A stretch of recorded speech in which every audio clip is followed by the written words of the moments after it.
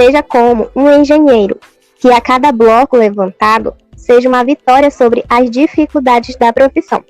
Pois engenharia não é sobre construir coisas, mas sim executações. Minha gente, vem comigo nesse episódio fantástico. Roda a vinheta.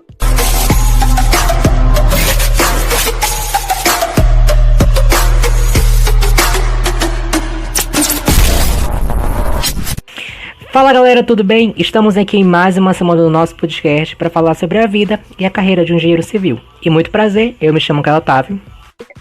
E eu sou a Carol Menezes.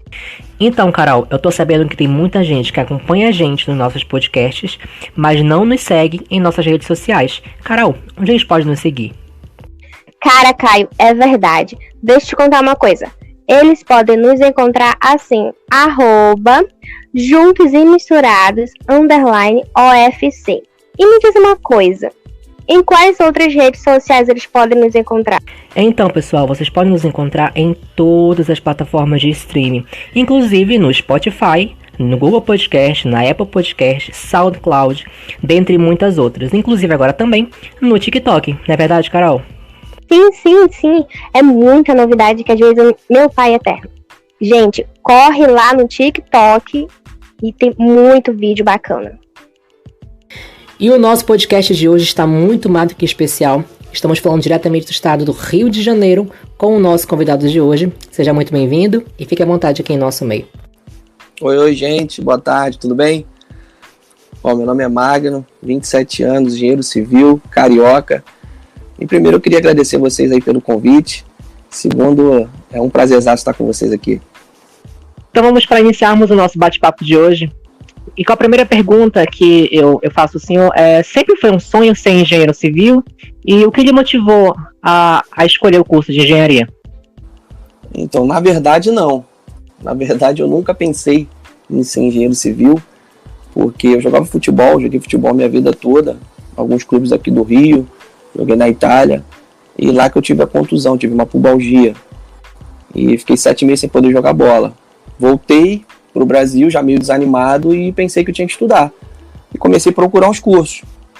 Só que na época, a minha família construía bastante, eles compravam terrenos, construíam casas e vendiam, compravam, construíam casas e vendiam. Então eu quis, como eu tive uma facilidade, sempre tive uma facilidade com matemática, cálculo, quis unir o útil ao agradável ali e pensei em ajudá-los. E foi aí que eu comecei. Mas aí com o estágio e depois a convivência eu me apaixonei pela profissão. Então, deixa eu perguntar uma coisa que é da minha pura curiosidade. O que faz um profissional engenheiro civil?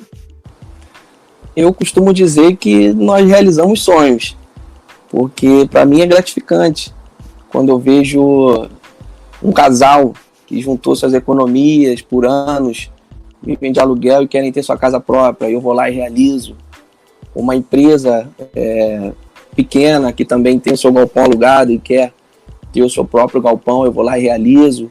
No final, a cara, o rosto deles, isso para mim é muito importante. Então eu digo que nós realizamos sonhos.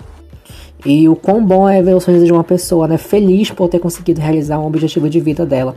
E assim, existe um perfil, né? Para quem estuda engenharia, além das habilidades, existe um perfil próprio. Gostar de matemática, gostar de números, existe isso na engenharia? Então, primeiro, ele tem que saber que é difícil. Tem muita matemática. Acho que a cara dura é o mais interessante, né? Olha, é difícil. Encara quem quer. Porque, cara, é muito cálculo, é muita matemática.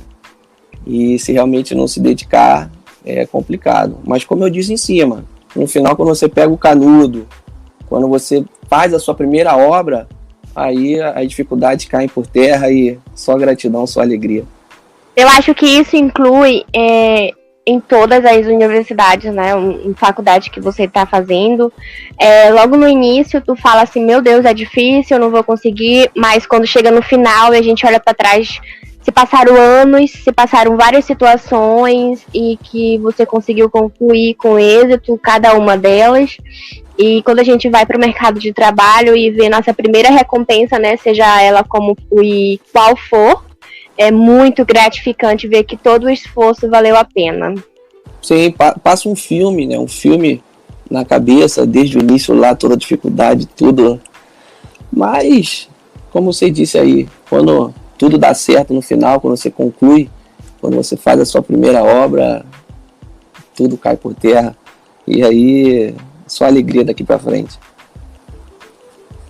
Pegando um pouco o gancho do que vocês estão falando, o senhor passou por alguma dificuldade enquanto fazia a faculdade de engenharia? E como superou este fato?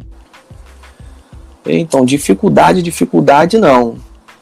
Eu tive mais dificuldade, vamos dizer assim, mas no tempo.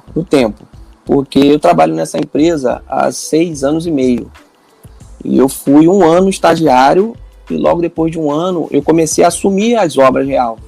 Entendeu? Com aval, claro, do dono da empresa, tudo direitinho. Qualquer dúvida eu perguntava para ele. Enfim, então eu assumia 3, 4, 5, 6 obras de uma vez. Como eu tinha que aprender e eu estava tendo a chance ali de crescer dentro da empresa, eu não podia dar mole. Então eu me dedicava bastante em todas as obras e as aulas começavam 6 horas da faculdade e eu chegava 8.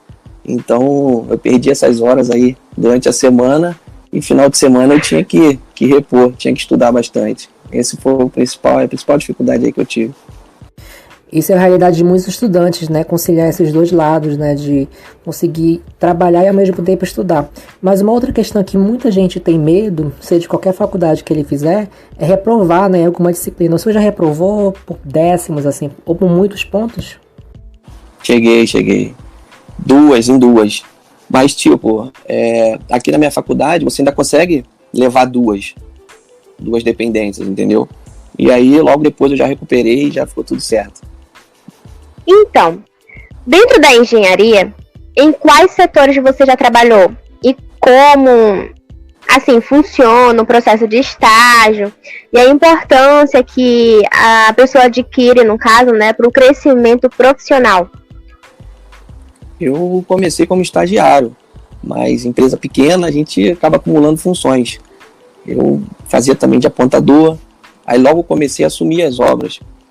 E aí eu fiscalizava as obras, comprava materiais, entregava os materiais, confecciono propostas também até hoje, visito clientes. São coisas que a gente tem que fazer numa empresa que não é grande, né? A gente tem que fazer de tudo um pouco. Eu costumo dizer também que o estágio ele é fundamental. Por quê? Eu, antes de começar, eu não sabia nada. Nada. Depois, com o estágio, com a vivência, eu aprendi muita coisa. Mas aí as pessoas perguntam, mas e a faculdade? Não ensina? Ensina, mas é pouco.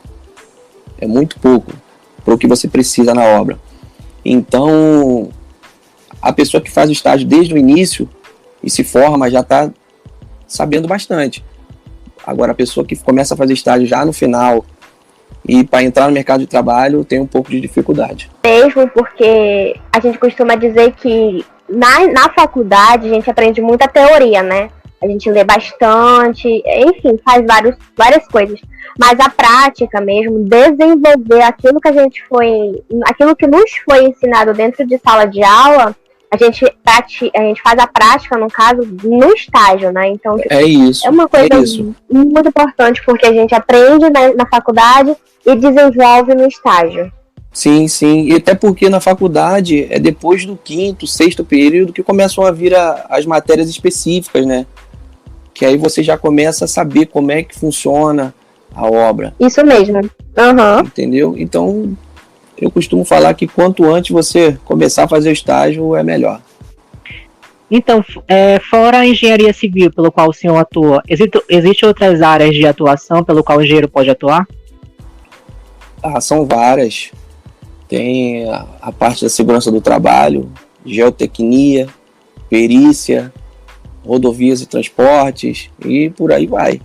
Puxando um pouco assim do gancho que a gente já estava falando sobre as dificuldades logo no início, né? A saída da faculdade e entrar logo assim para o mercado de trabalho, um impacto assim. Então, hoje em dia, ainda mais com essa pandemia, dificultou um pouco para a pessoa que está terminando agora e vai entrar no mercado de trabalho. Até porque as empresas pedem experiência de 1, 2 anos. E como eles não têm, estão tendo dificuldades. Eu mesmo tenho amigos que ainda não conseguiram entrar no mercado de trabalho. Entendeu? Agora, o que eu digo é para não desistir, continuar estudando, continuar se aprimorando, para quando a oportunidade surgir, agarrar com unhas e dentes e não largar mais. É porque é aquela questão, né? As empresas, no caso, do setor da engenharia, né? Vamos falar assim. As empresas requerem muito, assim, contratar quando já tem experiência. Sim, Sendo sim. que para uma pessoa que, no caso, está procurando, tá à busca de um estágio, né? Vamos jogar essa. Tá na busca de um estágio, não tem experiência e dificulta demais mesmo para adquirir o primeiro emprego. Se você não dá um trabalho para aquela pessoa, ela nunca vai adquirir a experiência no âmbito que ela está estudando. Então isso é tipo assim, é uma oscilação que não tem, né, entre o trabalho e entre outras coisas. Sim, é verdade. E até 2016 tava bom, tava tranquilo essa questão, porque teve a Copa do Mundo e teve a Olimpíada. Então tinha muita obra. Então estavam contratando mesmo. Só que quando passou isso, começou a peneirar. Entendeu? Quem tinha mais experiência foi continuando e o pessoal que não tinha foi ficando para trás. E é aquele gancho que a gente fala que aumentou o desemprego, né? Sim, sim. É como eu disse, eu tenho muitos amigos que nem entraram no mercado de trabalho e tem outros que entraram e já saíram. Entendeu? É um momento complicado para o nosso país. Mas a gente tem que ter fé que vai melhorar. É verdade mesmo. E assim, como funciona o seu horário de trabalho? Você precisa renegar muitas coisas para viver a vida de engenheiro? Na verdade, não. Até que eu tenho uma flexibilidade boa. Porque eu tenho a galera que trabalha comigo já trabalha há muitos anos, desde que eu tô lá. Então eles já me conhecem, eu já conheço eles, já tem uma confiança mútua. Daí eu consigo deixar algumas coisas nas mãos deles, entendeu? Consigo resolver o que tenho que resolver e voltar para casa e fazer outras atividades, que é aí que tomam o tempo do meu dia, né? Que eu gosto de fazer academia, gosto de correr, fazer futebol, futevôlei, enfim, cursos, de vez em quando eu faço uns cursos, e daí, com isso que toma o meu tempo, mas em relação ao trabalho mesmo, é bem flexível. E que bom, né? É porque na maioria das vezes a gente costuma renegar muito, eu não posso sair, eu não posso fazer isso, aquilo. O trabalho às vezes toma muito tempo do ser humano, e quem estuda e quem trabalha costumam se dizer assim, durante a semana eu trabalho, estudo, durante o fim de semana eu já não saio, eu já reviso o que eu estudei. É sempre assim, para aprimorar o conhecimento e atribuir mais coisas. É verdade. Assim, né? Vamos lá, agora tocar um pontinho assim bem na ferida.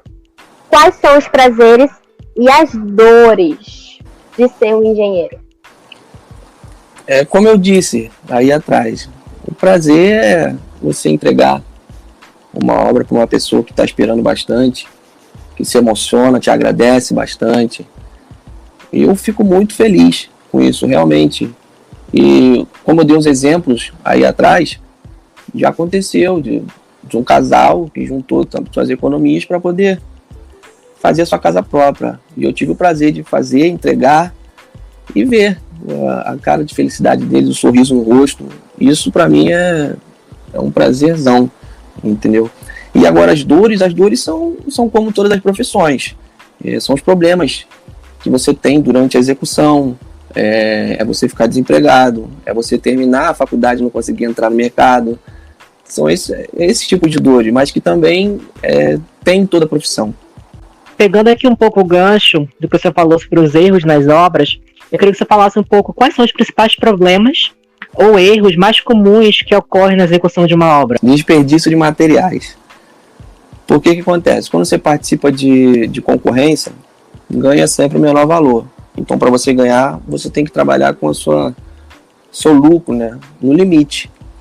E daí, quando você tem algum problema na obra, algum desperdício, você tem que tirar da sua margem de lucro para repor. Então esse é o grande problema. Só que é o seguinte, como eu falei antes, a galera que trabalha comigo já me conhece, sabe como eu gosto de trabalhar e sabem como eu gosto que eles trabalhem. Entendeu? Então isso facilita na convivência, facilita na execução da obra. Agora, a pessoa que acabou de se formar, assumiu uma obra, não conhece ninguém, tem que ficar em cima dos rapazes, para poder não haver o desperdício e não ter nenhum tipo de problema. Por quê? Não todos, mas muitos. O peão, né? Que a gente fala peão, ele não são todos, mas tem alguns que são preguiçosos, tem outros que querem terminar para ir embora, querem terminar para receber, entendeu? Ai, sim. Então, quando você não conhece, tem que ficar em cima. Mas, graças a Deus, não é o meu caso. Os de lá já estão bem treinados. Assim, falando um pouco assim, a respeito do convívio no trabalho, né? Favorece a pessoa uma boa relação no âmbito profissional. Ele favorece muito em questão disso. Você poder conversar, poder falar, se expressar da sua maneira, enfim, né? Cada um tem a sua maneira de se expressar.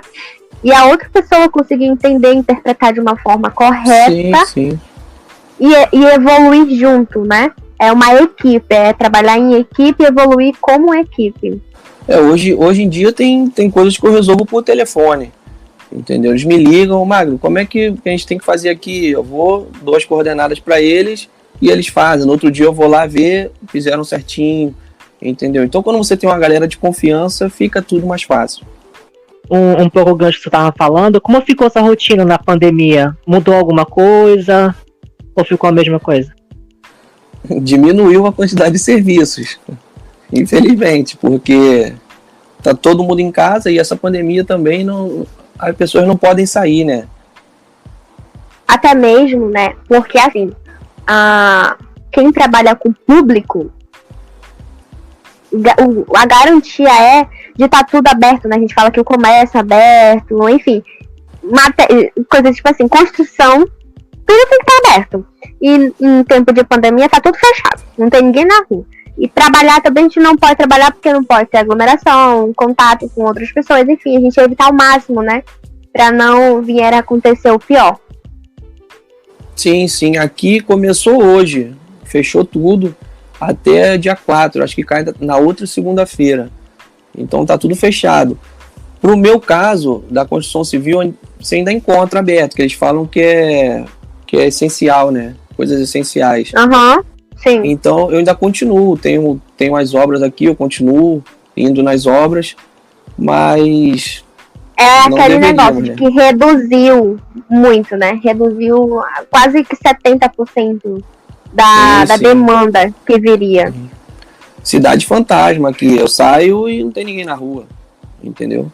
Sim, a gente compreende bastante. Nós estamos vivendo, eu acho que nosso estado foi um dos primeiros, né, a ter um colapso.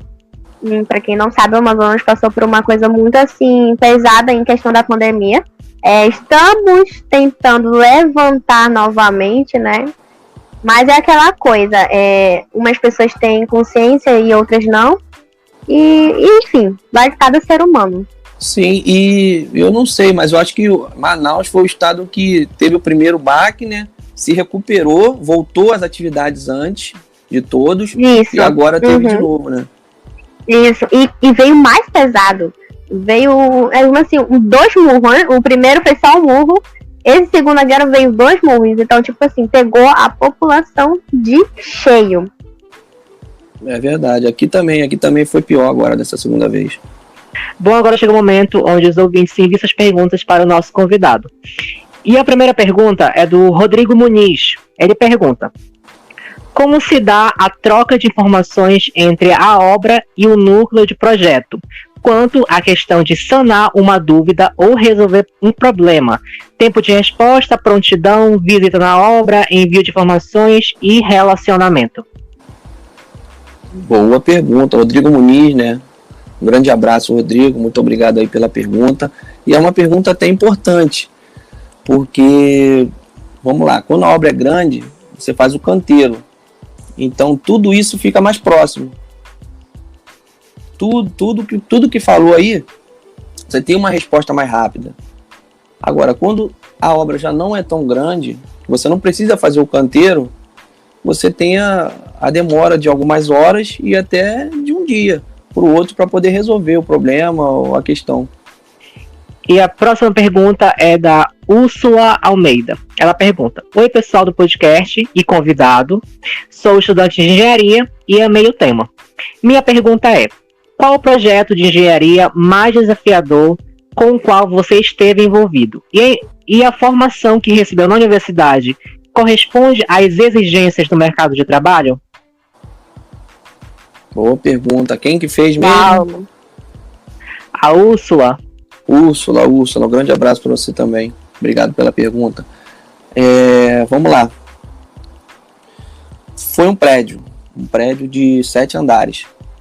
Foi realmente onde eu peguei desde o início, entendeu? Desde a topografia, enfim, fundação, e realmente foi a mais complicada, onde eu tive até um pouco mais de contratempos pelo tamanho da obra, mas acabou dando tudo certo. Aí cai naquela situação do estágio, né? A faculdade, ela não te prepara para fazer, exemplo, um prédio desse aí. Infelizmente, se você saiu da faculdade agora e entrou na obra para fazer um prédio, não vai conseguir, não tem como. Então, realmente, as faculdades, elas ajudam, aquela teoria ali ajuda, mas é na prática que as coisas acontecem. E a próxima pergunta é do Gabriel Silveira. Descreva uma experiência com um cliente difícil e como você lidou com a situação. E o que você teria feito de diferente?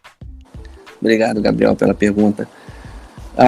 São vários. Tem muitos clientes que são muito exigentes, né? Pra gente não dizer chato. Mas, vamos lá. Bom, teve um que 7 horas da manhã me ligava, porque os rapazes não estavam na obra ainda. Aí eu falei que, mas eles chegam 7 e pouca para começar 8. E aí ele não tinha o que falar. Hora de almoço, às vezes os rapazes saíam, tinha que almoçar de meio-dia até 1h. Eles saíam 11h55. Ele me ligava, saiu 5 minutos antes. Entendeu? Então são algumas coisas desse tipo aí que a gente tem que contornar. E aí o que eu faço? Política da boa vizinhança. Conversa, fala que vai dar tudo certo, para ele ficar tranquilo, e vida que segue. E o pior não é nem ser difícil o cliente, o pior é ele ser indeciso, né, no que ele quer fazer, porque existe clientes que eu quero desse jeito, não, mas eu vi agora que a moda é essa daqui, eu quero agora desse jeito aqui, aí muda totalmente a estrutura, é uma loucura. Esses eu posso te falar que são os piores. São os piores, por quê? Ele te dá, tu tá com o projeto na mão, é aquilo ali, você fez, e aí ele quer que você mude e não quer pagar por isso, entendeu? Uhum. Esse é o problema. Então, é o que eu tô te falando, a vida não é fácil, mas mesmo assim é gratificante. A gente tem que suportar, né, pra poder ganhar o dinheiro de todo mês. Com certeza, tem que correr atrás. A próxima pergunta é da Sara Menezes. Quais habilidades de engenharia você desenvolveu ou aprimorou durante esses anos? Obrigado, Sara. Habilidades? Então, eu sou muito de canteiro. Gosto de ficar muito dentro da obra. Não gosto de ficar no escritório, fazendo projeto, não sou muito fã. Eu gosto de ficar dentro da obra ali, saber tudo o que está acontecendo na obra. Entendeu? E falando com o encarregado, e ele me passando o que o eletricista fez, o que o outro fez, enfim. Eu sou realmente engenheiro de obra, do canteiro mesmo. Marício Freitas pergunta: oi pessoal, sempre quis cursar engenharia, mas sou péssimo em matemática. Existe alguma dica para vencer esta barreira ou devo desistir? Então, Maurício, desistir não porque se você se dedicar, você consegue. E o que eu posso te dizer é para estudar. Tem que estudar. Vai ser difícil? Não vou te enganar. Vai ser mais difícil do que uma pessoa que já tem uma certa facilidade. Mas não é nada também de outro mundo, não. Se você estudar, você consegue com toda certeza. Eu acho que o principal é a pessoa ter um pensamento positivo, né? Independente se é difícil ou não. Procura um vídeo no YouTube, hoje em dia tá tudo tão fácil, né? As informações. É E isso aí. persistir no que realmente quer, né? Se é um desejo, se é um sonho, ter aquela personalidade forte de que eu vou conseguir, pensamentos positivos e encarar o desejo, a vontade de realmente cursar. Não, é isso, porque é como eu disse, não tem mistério também não. Mas claro que ele vai ter um pouco mais de dificuldade. Mas nada que se ele não botar a cara ali nos livros, nas aulas, não é nada que ele também não vai conseguir fazer, não. Verdade mesmo. E a próxima pergunta é da Ayla Fernanda. Quais os principais conhecimentos e habilidades e competências que um profissional de engenharia tem que desenvolver para uma carreira de sucesso? Pô, boa pergunta, me fez refletir agora. Boa pergunta. Bom, conhecimento não tem mistério. Você tem que dominar pelo menos um pouco de tudo. Ou você tem que ser bom demais em alguma coisa, ou em projetos, ou em execução, ou você tem que ser bom um pouco de tudo. Porque é importante você fazer projetos. Hoje em dia eu não sou muito fã de fazer projetos. Mas eu sei, entendeu? Agora, claro, uma pessoa que estuda, que já gosta de fazer, vai fazer um pouco mais rápido do que eu? Vai. Mas dentro da obra, aí eu já vou conseguir me dar melhor, vamos dizer assim. Então, o que eu digo é para tentar aprender um pouco de tudo. Porque, como eu disse, o mercado está difícil e quando a oportunidade aparecer, tem que agarrar com unhas e dentes. E quanto mais conhecimento você adquirir com o passar do tempo, isso vai aumentando, até porque enche o seu currículo. E como você falou, como o mercado de trabalho está tão difícil, vence aquela pessoa que tem mais conhecimento, né? Logo, então, tipo assim, é um pouquinho de tudo, um pouquinho dali, tudo tu tenta adquirir o máximo possível, que é pra lá na frente tu, entre aspas, ser o escolhido pra trabalhar, né? É isso aí, é verdade. Eu acho que também não parar no tempo, né? Se aperfeiçoar a todo instante, como você falou no início. Fazer cursos, aprender um pouco daqui, um pouco dali, para poder realmente ser um profissional de sucesso. E pesquisar as tendências, né? Qual a tendência agora do mercado? O que tá acontecendo de novo? Tem que estar sempre ligado nessas coisas também. Se envolver na atualidade, né? É isso aí. A Safira Alcântara fez uma pergunta bem capciosa novamente. Ela pergunta: qual é o momento mais engraçado ou curioso da sua carreira? Eu tenho vários. Os rapazes que trabalham comigo são muito engraçados. Até no meu Instagram, de vez em quando, eu filmo eles. E o pessoal até gosta, ri, que eles são muito engraçados. Mas vamos lá. Lá tem de tudo. Tem os caras que trabalham comigo.